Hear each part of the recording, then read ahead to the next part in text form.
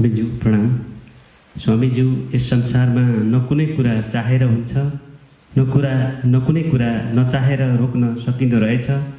चाहेको कुरा पनि नहुने अनि नचाहेको कुरा चाहिँ नभई नछोड्ने, जीवनको कमजोरीको ढोकाबाट बारम्बार अप्रिय कुराहरू प्रवेश गर्ने, तर मेहनत, परिश्रम र इमान्दारिताको ढोकाबाट चाहिँ प्रिय कुराहरू बिरलै प्रवेश गर्ने, यो जीवनको रहस्य के हो? स्वामीज्यू, हजुरको आध्यात्मिक साधनाको उचाइ अनि जीवनको अनुभव मिश्रित अन्तस्करणबाट निस्किएका मधुर वचनहरू हाम्रा लागि मार्गदर्शन हुनेछन्। स्वामीज्यू, कृपा होस्। प्रश्न छ, यस संसारमा न कुनै कुरा चाहेर हुन्छ, न कुनै कुरा नचाहेर रोक्न सक्दो रहेछ। चाहेको कुरा पनि नहुने अनि नचाहेको कुरा नभई नछाड्ने, जीवनको कमजोरीको ढोकाबाट बारम्बार अप्रिय कुराहरू प्रवेश गर्ने र मेहनत, परिश्रम र इमान्दारीको ढोकाबाट चाहिँ प्रिय कुराहरू बिरलै प्रवेश गर्ने, यो जीवनको रहस्य के हो? स्वामीजी, हजुरको आध्यात्मिक साधनाको चाहिँ अनि जीवनको अनुभव विस्तृत अन्तःकरणबाट निस्केका मधुर हजुर वचनबाट हामी मार्गदर्शन हुनेछन्। There was a saint called Raman Maharshi. You might have heard his name. He had meditated in Arunachal mountain. So he used to say, it is very popular saying, he used to say all the time, that whatever is going to happen will happen. Whatsoever you do, you cannot avoid it. And what is not going to happen will not happen, howsoever you try. So his saying was, the best course is to remain silent and allow things to happen. That was his whole teaching, and that was his way of living. He lived almost silence throughout his life. He was a silent sage. And many beautiful things happened around him. In his silence, lot of people become transformed. Thousands of people come from all over the world. He was not giving any discourse, not even answering questions.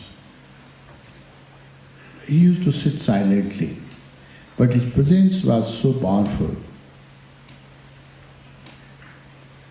His silence was not dead silence, it was very dynamic silence. त्यही ध्यान आशीजीले त्यही रमन महर्षिकै कुरा तपाईँले भन्नुभएको छ, मलाई याद आयो उहाँको।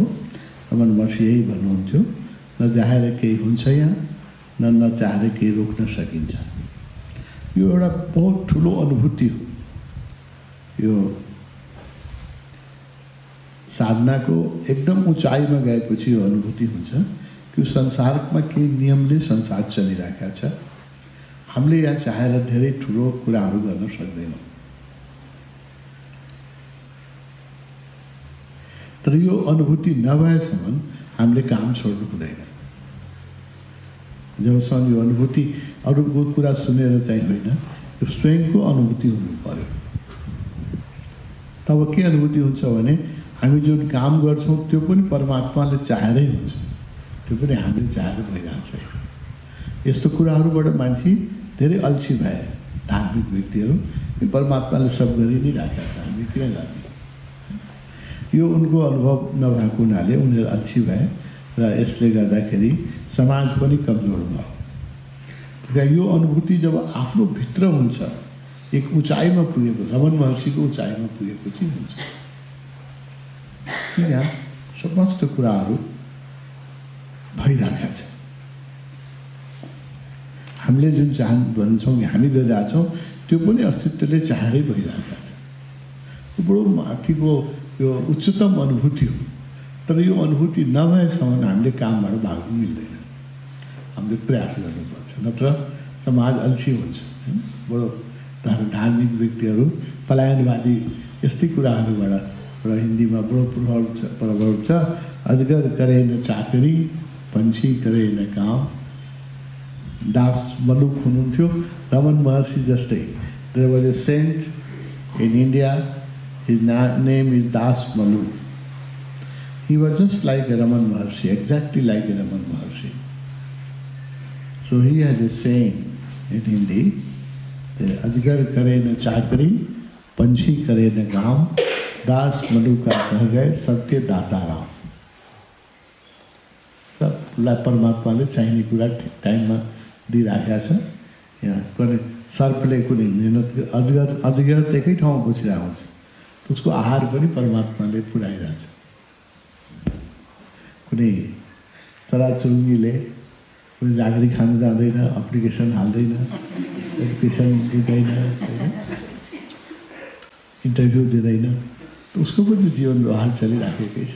राम्रो, हामीभन्दा राम्रोसँग चल्छ, हामीभन्दा सुखी छ। त्यही दास मलुकले भन्नुभयो कि सबके दाता राम, परमात्माले सबैलाई आहार व्यवहार पुऱ्याइरहेका छ।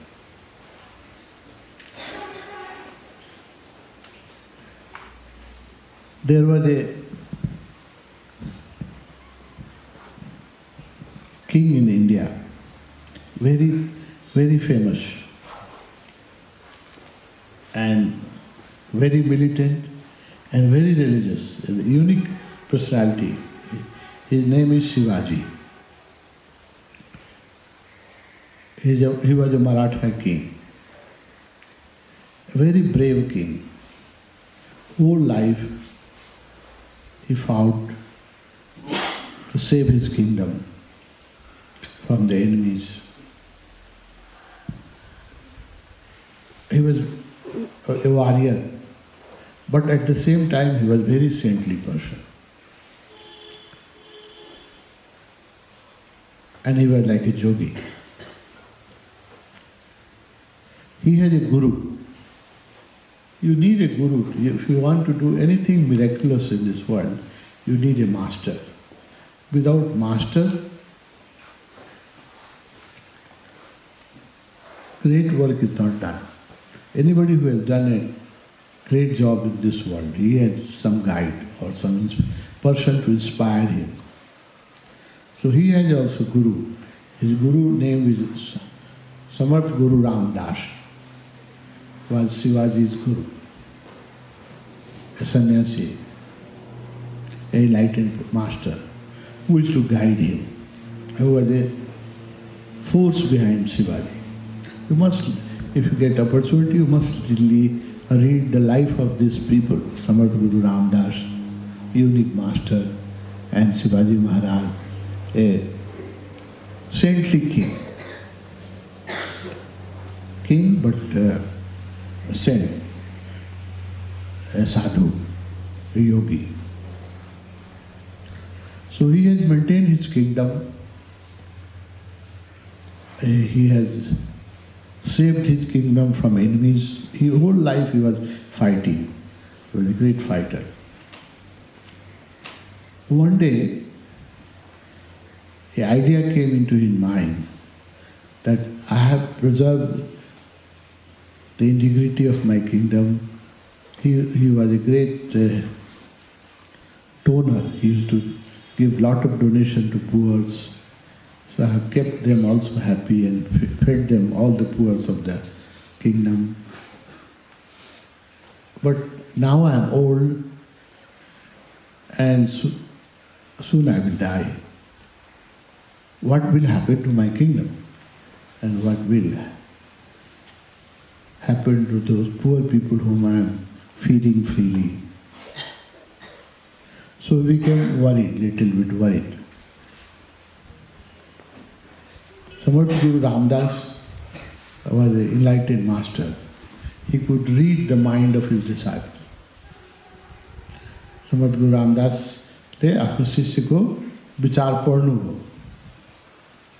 उहाँ बडो समर्थ, त्यसकै नाम थियो उहाँको समर्थ, रामदास उहाँको नाम हो। पछि उहाँले सबैले समर्थ गुरु भन्नु, किनभने हि वाज समर्थवान, बडो समर्थवान गुरु हुनुहुन्थ्यो। अनि उहाँले शिवाजीको दिमाग पढ्नुभयो, शिवाजीले बोलाउनु भयो आफ्नो आश्रममा। र एउटा ढुङ्गा, आश्रममा ठुलो ढुङ्गा थियो। शिवाजीलाई के भन्नुभयो भने यो ढुङ्गालाई पल्टाऊ। शिवाजी बलियो मान्छे हुनुहुन्थ्यो, उहाँले त्यो ढुङ्गालाई पल्टाउनु भयो। There was a big stone in the ashram, so he asked him to turn it.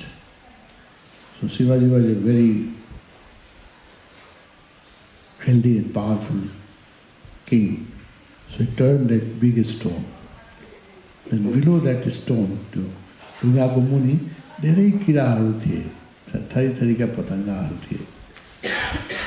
त्यो हुन्छन्, जब तपाईँ ढुङ्गाहरू हेर्नुभयो भने त्यसको तल चाहिँ थरी थरीको ब्याक्टेरियाहरू, सानो सानो इन्सेक्टहरू हुन्छ। समर्थ गुरु रामदासले आफ्नो शिष्यलाई टिचिङ दिनु थियो। उहाँले टिचिङ दिनलाई गर्नुभएको। उहाँले भन्नुभयो त यो ढुङ्गाको मुनि जहाँ घाम पनि पुग्दैन, केही पनि पुग्दैन, तिम्रो व्यवस्था त्यहाँ पुग्छ? उहाँले भन्नुभयो, शिवाजीले भन्नु पुग्दैन। भन्नु त त्यसको मुनि बाँच्ने जुन किराहरू छन् उसलाई पनि भोजन पुगिरहेछ, जीवन पुगिरहेछ, कसले पुऱ्याइरहेछ? तिमीले पुऱ्याएको हो भने भन्नुभयो। अनि मैले त पुऱ्याएको होइन, म त त्यो व्यवस्था त त्यहाँसम्म पुग्दैन। समर्थ गुरुले भन्नुभयो कि र परमात्माले सबको व्यवस्था गरिरहेका छ। त्यो ढुङ्गा मुनि लुकेका किरालाई पनि आहार पुगिरहेछ, उसको पनि जीवन चलिरहेछ भने तिमीलाई यो अहङ्कार किन भइरहेछ कि मेरो पछि राज्य चल्दैन? जसले चलाइरहेछ त्यसले चलाउँछ। त म आशिषजीलाई के भन्नु चाहन्छु भने यो बडो उच्च, this is a very highest realisation that things are happening by itself. There is some existential law and order. The earth is spinning around the sun. It does not require any petrol or diesel. There is no traffic rule. But all the planets are moving in the right orbit without traffic police. They are all moving in the right orbits, and the right season they take turn every year.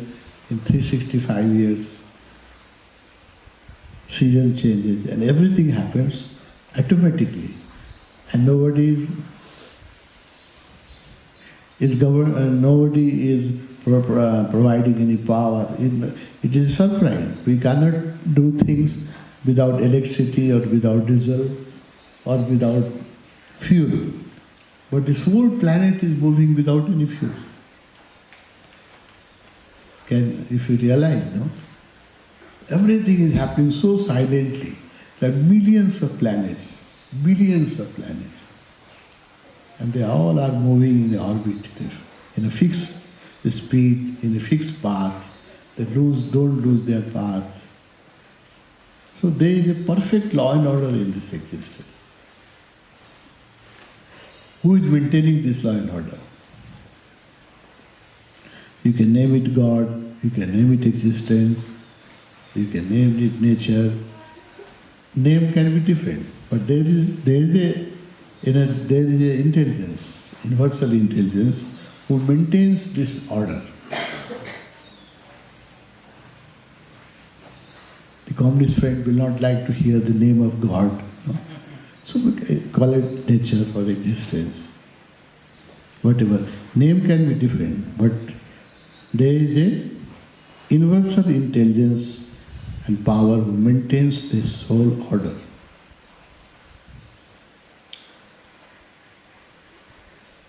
So as you will grow in meditation,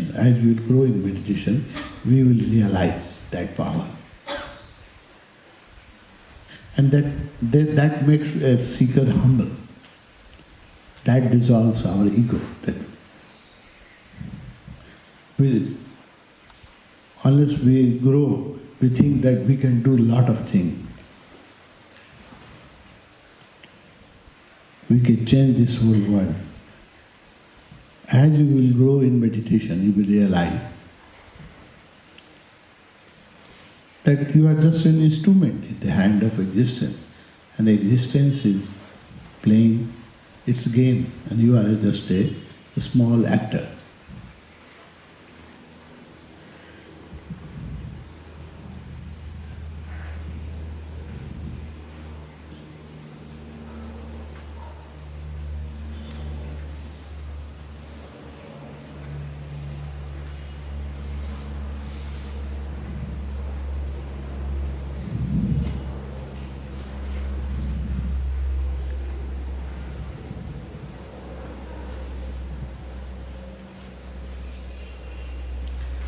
I tell you an incident. When I was a student, I met a yogi.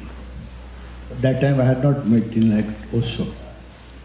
I was searching masters. I am moving from ashram to ashram. I have not met Osho. So one day I was very confused, and I was not getting guidance, so I was praying to the existence, God, that I need a guru, I need a master, I need somebody who can answer my questions. And that was the state of my mind. For several weeks I was in a misery, and I was praying that my questions are unanswered. I had not met Osho, so I had millions of questions in my mind and many confusions.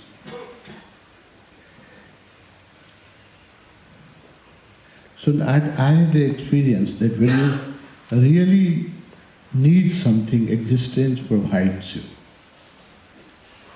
So I was in need of a master, of a guide. And one day, suddenly, without any notice, a beggar appeared at my door. I was in my native town, I'm born in Nepal, village. A beggar appeared, and he was a silence. He said, he wrote on a slate that I have come to beg, but he was not speaking. So I gave him some rice. That was the system in Nepal. When a beggar comes, you give something. So I gave him some rice. Then he wrote on his slate in a beautiful letter that he don't have utensil to cook, and so better you give me money than rice. So I gave him a small coin. Those days, a small coin has a great value. So I gave him a quarter of rupee. He had come to help me. He wanted some conversation, but after giving money, I thought my duty is finished. So I was going back into my home. Then he wrote on his slate, in a beautiful English, which normally beggar should not write in English, in very beautiful letters in English, that do you meditate? Then I turned, and it was a surprise. How can a beggar write in English and such a beautiful letters in a slate? I said, no, I don't meditate, because I was not regular in meditation. I was trying meditation from different guru, different books, but it was not happening. So I was not regular. So I said, no, I'm not meditating. Then he wrote on his slate, a beggar, no, but very brilliant person. He wrote on his slate that, but you say that you don't meditate, but I see your aura and it says that you meditate. That was a big surprise to me. I said, no, I'm trying to meditate. मैले भने ध्यान गर्नु प्रयास त छ, त मलाई कोही मार्गदर्शन छैन, गुरु छैन, धेरै आश्रममा भुतारिरहेको छु, मेरो ध्यान चाहिँ ठिक छैन। told him that my meditation, there is no regularity in my meditation. Then he wrote on a slate and a pencil that if you want, I can help you with my experience, whatever my experience is. If you need some help, I can help you in meditation. That was a big surprise. A beggar writing in such a good English. And then I realized that he is not an ordinary person. I don't know from where he appeared, and I don't know where he disappeared. He was a gift from the existence. So that's why he said the prayers are answered. If you have a deep longing, the existence is like your mother.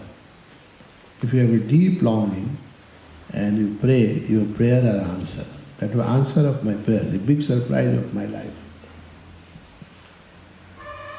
So 3 days I lived with him, and he was a silent sage, like Raman Maharshi. He used to write only. He said that since 12 years he has not spoken a word. He has taken a vow of silence. But a very high saint, I think he was enlightened. And very friendly person, very jolly and very friendly person. So he guided you in meditation and answered my question. I had many questions, so he answered my questions, many questions. 3 days I was just asking him questions and he was answering.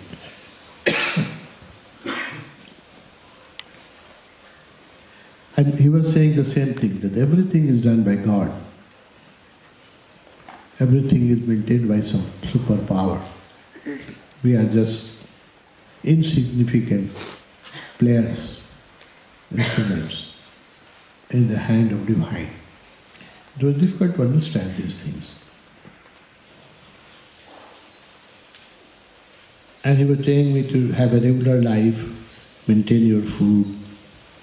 Because those days I was eating meat, so he advised me to better to become vegetarian and maintain a fixed routine. All good advice he gave me.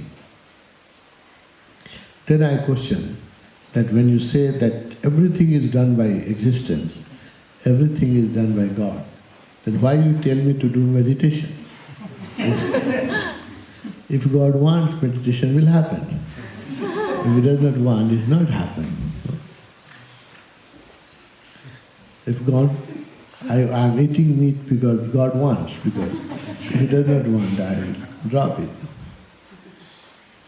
The same question which Ashish has asked me. Then he laughed and then he wrote on my notebook with his pen that your question is, you are very cunning, your mind is very cunning, your question is very cunning. He said that is my realization that everything happens according to God, according to some superpower. It is not your realization, it is my realization. And to achieve to this realization, you will have to maintain a disciplined life. You will have to do sadhana, meditation. Then one day you will realize this. Now you are just repeating my words. It is not your realization. So I am telling you to maintain a regular routine, do sadhana, maintain your food, become vegetarian, and be disciplined, lead a disciplined life. Then one day this realization will come to you that everything is happening according to some existential plan.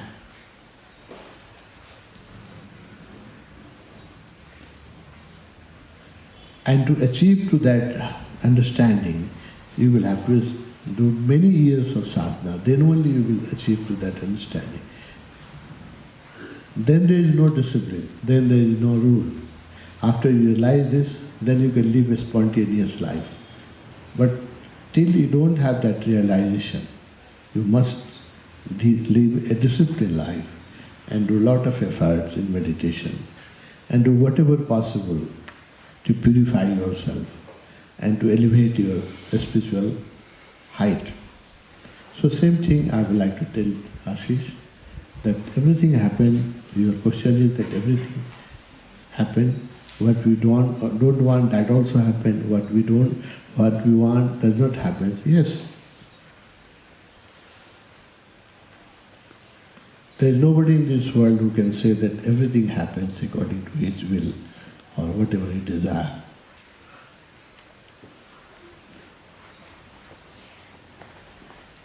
So to achieve to that understanding, we have to do a lot of sadhana. So let's. Hi, I'm Swami Dion Siva from Fort Worth, Texas. I work in property management and corporate accounting. My first time to Osho Tapoban. I arrived late at night, and on the way to my room I looked down, I could see how beautiful it was. The energy here immediately was incredible, like nothing I've ever experienced. I actually got to stay for 2 transformation camps, and the first one was a smaller group. It was quite nice. This is a larger group, and the energy is exponentially more incredible. The meditations are so deep for me here, like I've never experienced anywhere. Definitely welcomed.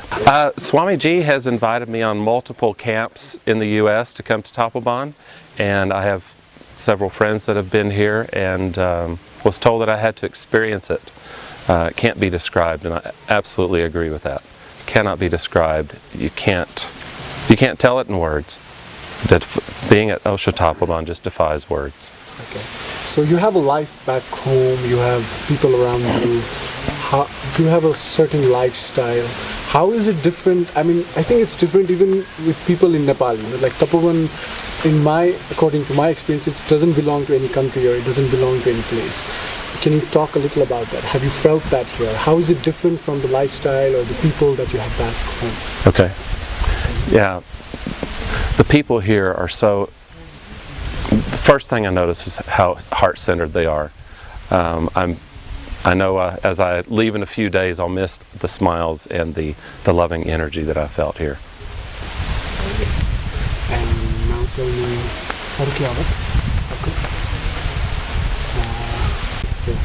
now tell me, can you do this?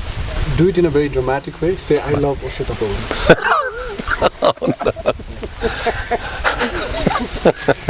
Do it. I love Osho Tapoban. Yeah.